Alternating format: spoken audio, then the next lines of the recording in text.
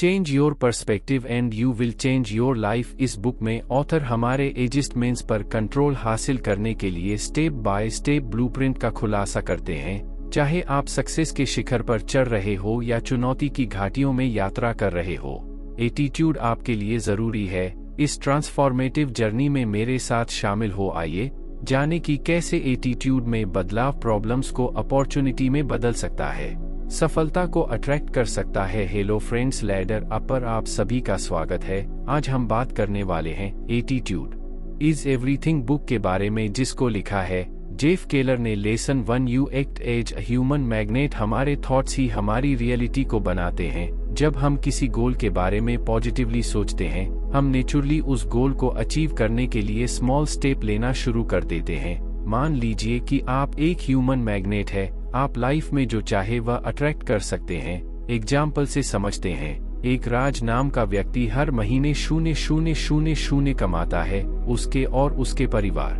के खर्चे बढ़ने के कारण अब उसे 50,000 महीना कमाना है। अगर उसे 300 से 50,000 महीने पहुंचना है, तो आपको क्या लगता है वह पहुंच पाएगा? यह डिपेंड करता है कि राज इस बात पर कितना बिलीव करता है कि वह 500 महीने पहुंच जाएगा। अगर वह यह सोच लेता है कि यह तो मेरे लिए इम्पॉसिबल है, तो राज चाहकर 50,000 महीना नहीं पहुंच पाएगा। वहीं दूसरी तरफ अगर राज यह सोच लेता है कि मेरे पास कैपेबिलिटी है कि मैं 30 से 50,000 महीना पहुंच सकता हो, तो वह जरूर 50,000 महीने पहुंच पाएगा। आप कुछ समय के लिए पॉजिटिव थिंकिंग से पॉजिटिव रिजल्ट नहीं पा सकते हो। यह ऐसा ही है जैसे आप ब्रेकफास्ट में तो हेल्थी खाना खाते हैं, पर बाकी पूरा दिन आप जंक फूड खा रहे हो। एक्सरसाइज में भी ऐसा ही है।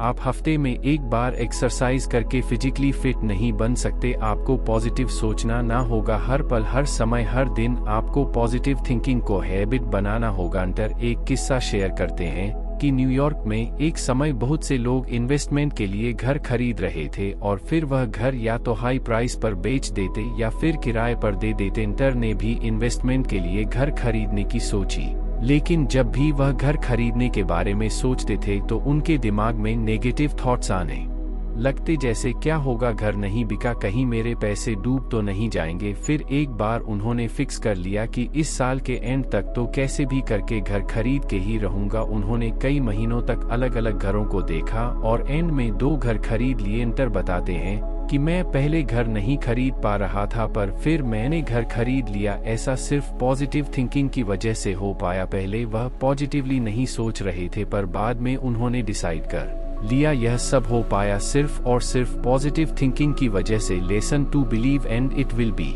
हमारे थॉट्स और मेंटल इमेजिनेशन हमारे एक्शन और आउटकम को इम्पैक्ट करते हैं। जेफ केलर हमें जो भी हमारी लाइफ में पाना है उसे इमेजिन करने के लिए कहते, और इसके साथ ही हमें उन फेलियर, नेगेटिविटी और डिस्पिटर वाली मेंटल इमेज को डिलीट करना होगा। सेल्फ प्रोजेक्शन मतलब अपने आप को ऐसा सोचो कि आप जैसा बनना चाहते हैं वैसा ऑलरेडी आप है।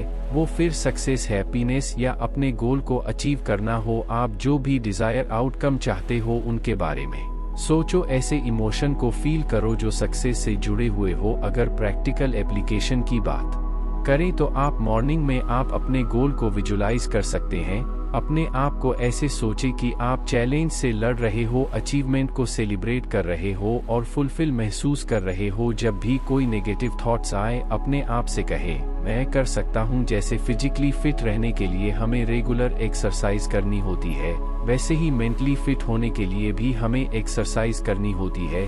जो बड़े एथलीट होते हैं वह भी विजुअलाइजेशन टेक्निक का यूज करते हैं। वह रेस शुरू होने से पहले सोचते हैं कि मैं जीतने वाला हूं, मैं फिनिश लाइन को क्रॉस कर रहा हूं, और ऐसा करने से उन्हें बहुत अच्छे रिजल्ट मिलते हैं।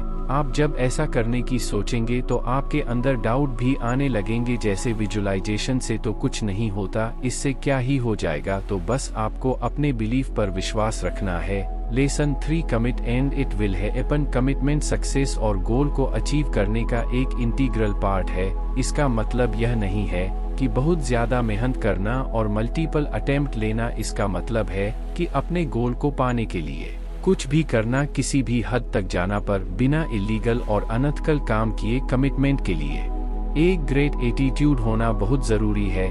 स्पेशली चैलेंज के समय जब आप किसी फेलियर का सामना करते हैं, तो आपका एटीट्यूड ही डिसाइड करता है कि आप उससे डर जाएंगे या आगे बढ़कर उसका सामना करेंगे। इंटर हमें ऑर्डिनरी से परे जाने के लिए तैयार रहने के लिए इनकरेज करते हैं। कमिटमेंट का अर्थ है लिमिट्स को पार करना, अनकन्विंसिंग से समझौता करने से इनकार करना। प्रैक्टिकल एप्लीकेशन की बात करें तो अपने गोल को डिफाइन करें, आप क्या अचीव करना चाहते हैं। अपने गोल को स्पेसिफिक बनाएं और कमिटेड रहे। याद रखें कि कमिटमेंट का मतलब एथिक्स से समझौता करना नहीं है।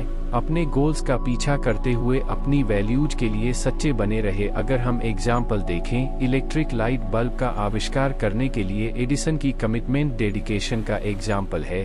कई फेलियर के बावजूद उन्होंने कहा, मैं असफल नहीं हुआ हूँ, मैंने 10,000 ऐसे तरीके खोजे हैं जो काम नहीं करेंगे। एक्सटर्नल फैक्टर आपको डिस्क कर सकते हैं। अपने आप को सपोर्टिव लोगों से घेर और नेगेटिविटी को दूर करें। एडिसन को अनगिनत फेलियर का सामना करना पड़ा। हर झटके को हार की तरह देखने के बजाय उन्होंने इसे सक्सेस के करीब एक कदम की तरह देखा। उनके हार्ड वर्क से अल्टीमेटली उन्हें सक्सेस मिली। चैलेंज को अपॉर्चुनिटी की तरह देखने के लिए अपने दिमाग को ट्रेन करें। यह पूछने के बजाय मेरे साथ ऐसा क्यों हो रहा है, पूछे, मैं इससे क्या सीख सकता हूँ। Lesson for find the lesson in problems and failures का सामना करने पर हम कैसे रिस्पॉन्स करते हैं, इसका हम हमारी जर्नी पर सिग्निफिकेंट इम्पैक्ट पड़ता है। स्टार्टिंग में डिस्पिटर हमारे पर्सपेक्टिव को खराब कर सकती है, जिससे सेल्फ डाउट और सवाल उठ सकते हैं। इनिशियल डिस्पिटर के बाद हम एक चौराहे पर खड़े हैं। हमारे पास ऑप्शन है। ऑप्शन 1, हम दुखी महसूस करना जारी रख सकते हैं, प्रॉब्लम पर फोकस कर सकते हैं और एक्सटर्नल फैक्टर्स को ब्लेम कर सकते हैं। ऑप्शन 2, एज एन अल्टरनेटिव, हम प्रॉब्लम के भीतर ही सबक तलाश सकते हैं। जेफ केलर हमें उम्मीद की किरण वाली मेंटालिटी अपनाने के लिए इनकरेज करते हैं। अनफेवरेबल सिचुएशन में भी सीखने के लिए कुछ ना कुछ होता है, कोई छिपा हुआ बेनिफिट या कोई अनएक्सपेक्टेड अपॉर्चुनिटी। यह पूछने के बजाय मेरे साथ ऐसा क्यों हो रहा है, पूछे, मैं इससे क्या सीख सकता हूँ या मैं कैसे मजबूत बन सकता हूँ। यह अप्रोच रेसिलियंस बनाता है। यह पोटेंशियल ग्रोथ पर फोकस करते हुए चैलेंज को एक्सेप्ट करता है। जब किसी झटके का सामना करना पड़े तो रुके और अपने विचारों को दोबारा दोहराएं। नेगेटिव बातों पर ध्यान देने के बजाय एक्टिवली पॉजिटिव पहलू की तलाश करें। हर प्रॉब्लम एक सबक लेकर आती है। यह हासिल करने के लिए एक स्किल हो सकता है, सुधारने के लिए एक रिश्ता हो सकता है या तलाशने के लिए एक नया रास्ता हो सकता है। प्रॉब्लम्स क्रिएटिविटी को पैदा करती हैं। इनोवेटिव सॉल्यूशंस के लिए एज अ टूल उनका यूज करें। डिफॉल्ट पेसिमिज्म पर काबू पाने के लिए कॉन्शियस कोशिश की जरूरत होती है। उम्मीद की किरणें तलाशने के लिए अपने ब्रेन को ट्रेन करें। कभी कभी पॉजिटिव रिजल्ट्स तत्काल नहीं मिलता है, पेशेंस रखें। Lesson 5, your words blaze trail, आपके शब्द आपकी लाइफ में बहुत ज्यादा इफेक्ट डालते हैं। शायद आप अभी शब्दों की ताकत से अनजान है। ऑथर एक कहानी शेयर करते हैं। राहुल नाम का एक व्यक्ति हर पल अपने दोस्त साथ में काम करने वाले से हर वक्त सिर्फ यही कहता रहता था कि मैं सेल्स में अच्छा नहीं हूँ। अगर आपको हमारी बुक समरी अच्छी लग रही है तो लैडर अप को सब्सक्राइब करना ना भूले। दोस्तों, अगर आपको हमारी वीडियो पसंद आती है और आप हमें सपोर्ट करना चाहते हैं तो आप हमारी मेंबरशिप खरीद सकते हैं।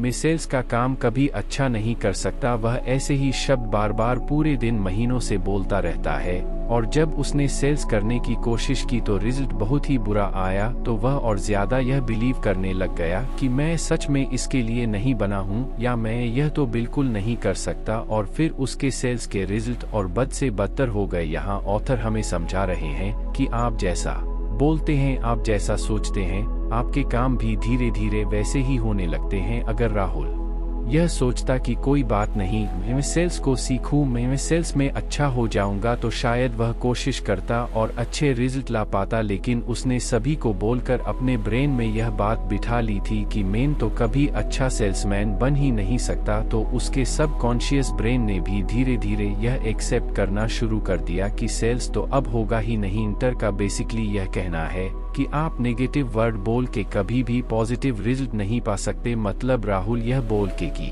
मैं सेल्स में अच्छा नहीं हूँ, कभी भी चाहकर भी सेल्स में अच्छा नहीं बन सकता लेसन 6 हाउ आर यू। अगर आपसे कोई क्वेश्चन करता है हाउ आर यू तो आप नॉर्मली इसका जवाब 1 या 2 वर्ड्स में दे देते हो, लेकिन इस सवाल का जवाब हमें अपने आप से दिन में 10 से 50 बार पता करना चाहिए, क्योंकि इसी का जवाब आपके एटीट्यूड को दिखाता है। आप इस सवाल के लिए कैसा जवाब देते हैं वह बहुत ज्यादा मायने रखता है। इंटर के अकॉर्डिंग आप इस सवाल का जवाब इन 3 कैटेगरी में दे सकते हैं, नेगेटिव, मीडियोक्रिटी, नेगेटिव रिप्लाई में यह जवाब आएंगे जैसे मैं ठीक नहीं हूँ, मेरा आज का दिन अच्छा नहीं गया, मुझसे मत पूछो, आज का दिन ही बेकार है, अच्छा हुआ आज फ्राइडे है। यह सारे जवाब नेगेटिव कैटेगरी में आते हैं। लोगों के शुरू के 4 दिन बहुत ही काम में गुजरते हैं और इसीलिए वह फ्राइडे के लिए भगवान का थैंक यू कहते हैं, क्योंकि आने वाले 2 दिनों के लिए उन्हें छुट्टी मिलने वाली है। अब हम बात करते हैं मीडियोकर कैटेगरी की। इसमें आते हैं I am fine, I am good, not bad. जब भी हम ऐसे शब्द यूज करते हैं हम अपनी एनर्जी खत्म कर देते हैं। कोई भी ऐसे इंसान के साथ काम नहीं करना चाहेगा जो सोचता है कि आज मेरा बुरा दिन जा सकता है। चाहे कुछ भी हो जाए आपको हमेशा पॉजिटिव ही सोचना है। अब आते हैं हमारे पॉजिटिव रिस्पांस की तरफ। उसमें आते हैं ग्रेट, एक्सीलेंट, सुपर, फैंटास्टिक। जब भी आप पॉजिटिव रिस्पांस देते हो तो आप खुद भी और दूसरे भी अच्छा फील करते हैं। आप ही सोचिए, किसी से आप पूछते हो हाउ आर यू और वह आपको इतने अच्छे रिप्लाई देता है तो हर कोई इंसान उसके साथ काम करना चाहेगा, हर कोई उसके साथ मीटिंग करना चाहेगा। आप ही सोचिए, अगर आपको चॉइस दी जाए कि आपको 2 टाइप के रिप्लाई देने वालों में से कोई सिलेक्ट करना है, या तो नेगेटिव या पॉजिटिव, क्या सिलेक्ट करेंगे? Obviously positive. वा को lesson 7 associate with positive people. जिन लोगों के साथ हम जुड़ते हैं वे हमारे माइंडसेट एंड अप्रोच पर सिग्निफिकेंट इम्पैक्ट डालते हैं। नेगेटिव इम्पैक्ट हमें नीचे खींच सकते हैं, जबकि पॉजिटिव इम्पैक्ट हमें ऊपर उठा सकते हैं। ऐसे व्यक्तियों के साथ समय बिताएं जो आपको इंस्पायर, इनकरेज एंड एक्साइटेड करते हो। हंसी की तरह ही पॉजिटिविटी भी फैलती है। जब हम पॉजिटिव लोगों के साथ बातचीत करते हैं तो उनकी एनर्जी हम पर इफेक्ट डालती है। उन लोगों की तलाश करें जिनमें एंथुसियाज्म, फ्लेक्सिबल और कुछ कर सकने वाला रवैया झलकता हो। कुछ लोग लगातार शिकायतों, पेसिमिज्म एंड नेगेटिविटी के माध्यम से हमारी एनर्जी को खत्म कर देते हैं। हालांकि हम हर किसी से बच नहीं सकते, लेकिन हम ऐसे व्यक्तियों के कांटेक्ट में आने को लिमिटेड कर सकते हैं।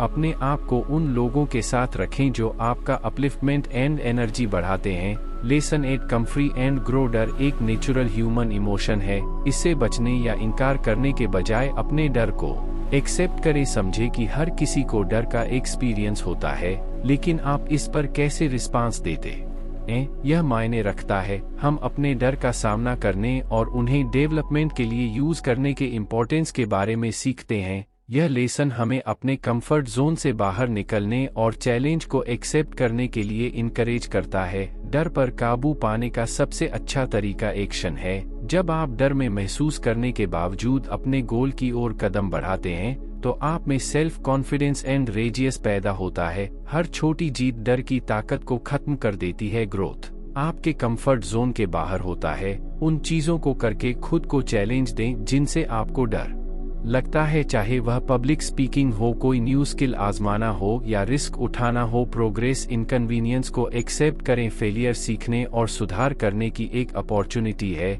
फेलियर से डरने के बजाय इसे फीडबैक के रूप में देखें। एनालिसिस करें कि क्या गलत हुआ और आगे बढ़ते रहे। इमेजिन करें कि आप अपने डर पर काबू पा रहे हैं और सक्सेस पा रहे हैं। विजुअलाइजेशन आपके ब्रेन को रीअरेंज करने में मदद करता है और चिंता को कम करता है। इंटरेस्ट पर एक स्टोरी शेयर करते हैं कि एक औरत जो डर की वजह से अपना सपना पूरा करने के बजाय एक नॉर्मल टीचिंग की जॉब करती है। वह बचपन से ही शो बिजनेस करना चाहती थी, लेकिन उस कंफर्ट जोन के डर ने उसे रोक दिया। लेकिन बड़ी होने के बाद एक दिन उसने अपने स्कूल में रेजिग्नेशन का लेटर दे दिया। कई दिनों तो वह बहुत घबराई, लेकिन उसने यह रिस्क लिया और अपना बहुत बड़ा शो बिजनेस बनाया। कहने का मतलब यह है कि हम बार बार कंफर्ट जोन की ओर खींचे चले जाते हैं।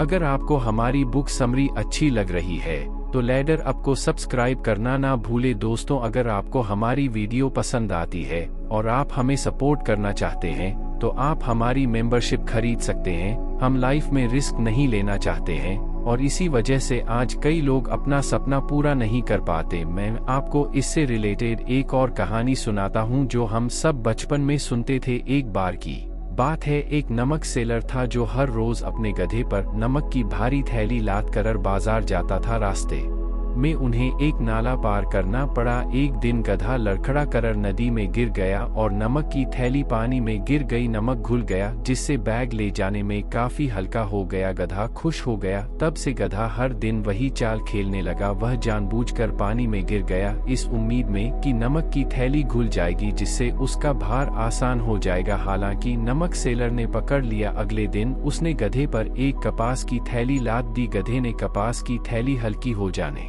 की उम्मीद में अपनी चाल दोहराई, लेकिन भीगी हुई कपास भारी हो गई और गधे को परेशानी हुई। गधे की तरह हम अक्सर इनकन्वीनियंस या डर से बचने की कोशिश करते हैं, लेकिन ट्रू डेवलपमेंट हमारे डर का डटकर सामना करने में है। गधे की बार बार की चाल उसके डाउनफॉल का कारण बनी। इसी तरह हमें अपनी गलतियों से सीखना चाहिए और एडेप्टेशन करना चाहिए। प्रोग्रेस के लिए कैलकुलेटेड रिस्क लेना आवश्यक है। फेलियर से मत डरो, इसे सक्सेस की ओर एक कदम के रूप में एक्सेप्ट करें। Lesson 9, get out there and fail. Failure से डरने के बजाय इसे सुधार की दिशा में एक कदम के रूप में देखें। हर सक्सेसफुल पर्सन को फेलर्स का सामना करना पड़ा है। इन एक्सपीरियंस से ही हम सीखते हैं, एडेप्टेशन करते हैं और डेवलप होते हैं। जब आप फेल हो तो एनालिसिस करें कि क्या गलत हुआ। रूट कॉसेस को समझें और सुधार के एरियाज की पहचान करें। फेलियर को एक वैल्यूएबल फीडबैक मैकेनिज्म की तरह यूज करें। याद रखें कि सबसे स्किल्ड पर्सन को भी अपनी यात्रा के दौरान फेलर्स का सामना करना पड़ा है। फेलियर का डर अक्सर हमें रिस्क लेने से रोकता है। हालांकि ग्रोथ के लिए कैलकुलेटेड रिस्क जरूरी है। अपने कंफर्ट जोन से बाहर निकलने, नई चीजों को आजमाने के लिए तैयार रहें और एक्सेप्ट करें कि हर कोशिश से इमीडिएट सक्सेस नहीं मिलेगी। सक्सेसफुल पीपल फेलर्स के बावजूद लगातार अपने गोल का पीछा करते हैं। वे फेलियर को अपने ऊपर हावी नहीं होने देते, इसके बजाय वे सीखते हैं, वेल एडजस्ट होते हैं और आगे बढ़ते रहते हैं। रेसिलियंस एंड डिटर्मिनेशन डेवलप करें। सिर्फ रिजल्ट्स का नहीं, कोशिश का जश्न मनाएं। रिजल्ट की परवाह किए बिना अपने कोशिश को एक्सेप्ट करें। कभी कभी अपना बेस्ट देने के बावजूद फेलियर मिलती है। कोशिश करने, सीखने और बढ़ने के साहस का जश्न मनाएं। फेलियर को पर्सनल अटैक्स के बजाय एज अ रिएक्शन लें। अपना अप्रोच वेल एडजस्ट करें, अपनी स्ट्रेटेजी को रिफाइन करें और आगे बढ़ते रहे। हर फेलियर आपको सक्सेस के करीब लाती है। हमारा पर्सपेक्टिव एक लेंस की तरह काम करता है जिससे हम दुनिया को देखते हैं। जब हम लगातार कंप्लेंट करते हैं तो हम नेगेटिविटी को बढ़ावा देते हैं और अपनी कैपेसिटी को लिमिटेड कर देते हैं। इसके बजाय चैलेंज को डेवलपमेंट की अपॉर्चुनिटी की तरह देखें। तो फ्रेंड्स, यह थी हमारी आज की बुक समरी। आपको कैसी लगी कमेंट करके जरूर बताएं और धन्यवाद आपका समरी एंड तक सुनने के लिए।